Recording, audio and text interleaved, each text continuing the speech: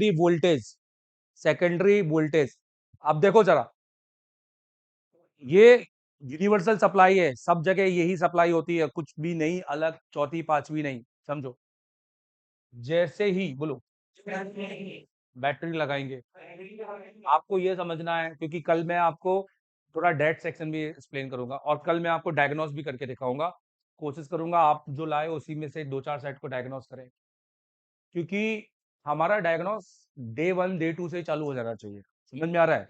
जहां हमने कंपोनेंट खत्म किए तो वहां हम समझते हैं कि हम बेसिक से थोड़ा सा प्रो लेवल पे चले गए। हेलो, डायग्नोस का ये मतलब नहीं है कि पहले पावर को पढ़ेंगे सीपीयू को, नहीं। डायग्नोस का मतलब है कि शुरू के 5 ऐसी सप्लाईयां जो आपको बिना किसी बोर्डनियों के चेक करनी आनी चाहिए। हेलो, जिससे आपको ये समझ में आ जाए कि क्या पावर काम कर रहा है, क्या मुझे वाकई में चार्जिंग इसी पे काम करना है, ये सारी चीजें हम देखते हैं।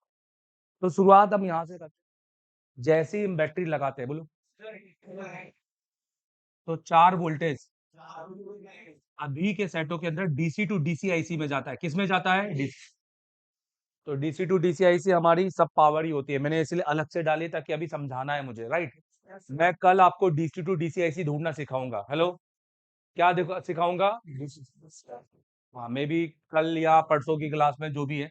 अब डीसी टू डीसी आईसी का काम क्या होता है? आपने इसका नाम देखा डीसी टू, मतलब ये डीसी से एसी में नहीं बदल रहा, ये 4 वोल्टेज को 4 ही वोल्टेज में बदल रहा है। बट इसका आप सप्लाई बदल दी, पहले वीबैट था, अब वो क्या बन गया? बीपीएच।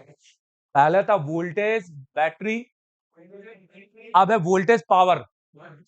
वोल्टेज मतलब अब इन कैपेसिटर में,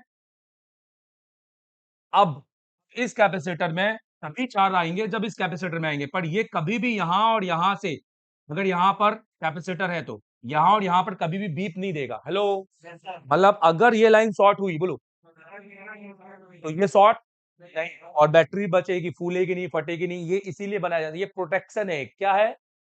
कि अगर कहीं भी शॉर्टिंग हुई, बैटरी शॉर्ट नहीं होनी चाहिए। हेलो, क्योंकि बैटरी शॉर्ट होकर क्या हो जा रही है? फूल जा रही है, फट सकती है, कुछ भी हो सकता है, राइट।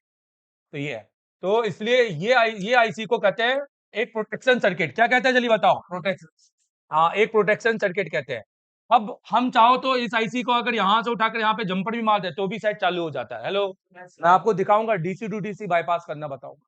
मैंने बहुत सारे मैं सेटों के अंदर डीसी टू डीसी भी बाईपास की है, पर ऐसे करके हम कस्टमर को दे नहीं सकते। क्यों? क्योंकि DC to DC charging IC ही होती है। अगर हमने वो ही बाईपास कर दी तो सेट चार्ज नहीं, बट सिर्फ ऑन होगा। फिर क्या होगा? और चार्ज नहीं होगा, समझो। तो जैसे ही हम बैटरी लगाते हैं, और ये मैं कल आपको फोन से भी बताऊंगा, लाइक कल की नहीं, आगे की क्लास भी बताऊंगा। जैसे हम डीसी को आएगा, जैसे मैं अंदर 4 वोल्टेज पहले बी को आएगा, तो आएगा बीक्यू को, और बी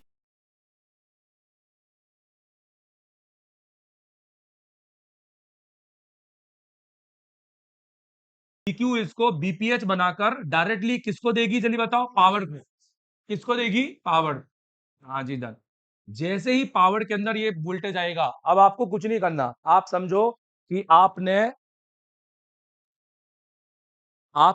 आपने एक सेट के अंदर लिया, और उस सेट के अंदर आपने केवल बैटरी लगा दी। इस तरीके से आपने सेट के अंदर बैटरी लगा दी, तो मुझे बताइए, क्या ये ऐसा लगाने से सेट चालू हो जाएगा क्या? सेट चालू होता है ट्रिगर करने से, और 2 ही ट्रिगर होते हैं हमारे सेट के, T1 T2। T1 होता है पावर की, जो हम समझ रहे हैं, राइट, यहाँ पर पावर की, और T2 होता है चार्जिंग। जब हम अगर बैटरी लगा दें और सिर्फ चार्ज लगा दें तो सेट में लोगो वोगो दिखेगा ना, राइट, हमें, तो भी हमारा सेट में बक बनना चालू हो जाएगा। तो सेट में बक बनता केवल 2 ही कारण से है, या तो पावर की दबाने के बाद, समझ में आ रहा है ना भाई? तो अगर हमने सिर्फ बैटरी लगाई है तो बक बनता नहीं है।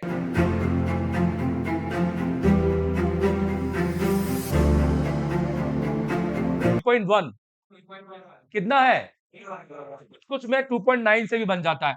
तो लाइक अगर आपका बैटरी 3.1 भी है, तो यहाँ पर इस मॉसफेट, ये मॉसफेट ऑन हो जाएगा, और ये इस मॉसफेट क्या करेगा? ये ट्रांजिस्टर, ये मॉसफेट इसकी स्विचिंग कर यहाँ पर इस वोल्टेज को कितना पैदा कर देगा? जल्दी बताओ। और हमेशा आता रहेगा, जब क्या लगी हुई है? तो आपने देखा कि बैटरी लगाकर पावर की पे वोल्टेज बन जाते हैं, राइट? और वो फिर पावर से बन रहे हैं। किससे बन रहे हैं? पावर से। हम कल यही सीखेंगे आने वाले सेट में कि अगर बैटरी लगाकर पावर की का वोल्टेज ही नहीं जनरेट हो रहा है तो सीपीयू पर तो बाद में जाएंगे, पहले पावर आईसी पे काम करेंगे। हेलो, पहले एक वो काम करेंगे जो ऑलवेज ऑन ही नहीं आ रहा है, राइट मेरे भाई? मतलब आईसी किसी भी तरीके का मॉसफेट, आईसी के अंदर का मॉसफेट ऑन नहीं हो रहा, आईसी का मॉसफेट क्या हो चुका है? ऑफ। मतलब वो ऑन होना नहीं चाह रहा, राइट? तो ये रिप्लेस और रिवॉल्व में ठीक हो सकता है। अब जैसे ये वोल्टेज आए 1.8, ये पहले सीरीज में लगे डायोड से आगे फॉरवर्ड की हो जाएंगे, यहां से निकलेंगे और यहां जाएंगे, और ये वोल्टेज पावर की में तो जाएंगे, साथ में ये रिटर्न होकर अपनी सब पावर को वापस आएंगे।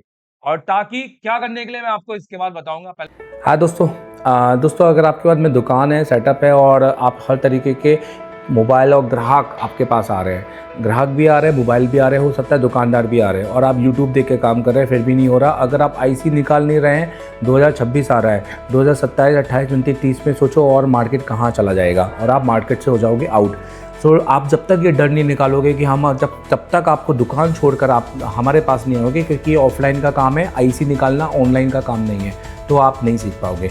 आप गारंटी देता हूँ, चौथे दिन लाइव सीपीयू मेमोरी पावर निकाल के लगाओगे, गारंटी, नहीं तो फीस वापस लेके जाना। इतना अच्छा बढ़िया कॉन्फिडेंस 98% लोगों में नहीं होता है, टीचरों में तो बिल्कुल भी नहीं होता है। वो आपको इस तरीके से बुलाएंगे, राइट?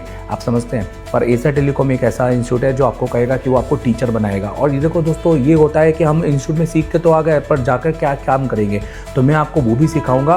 और 3 महीने के बाद आप मेरा कोई डाटा भी नहीं भूलोगे, इस बात की भी गारंटी है। इसलिए कॉल करो 7207301192 और आ जाओ एसर टेलीकॉम।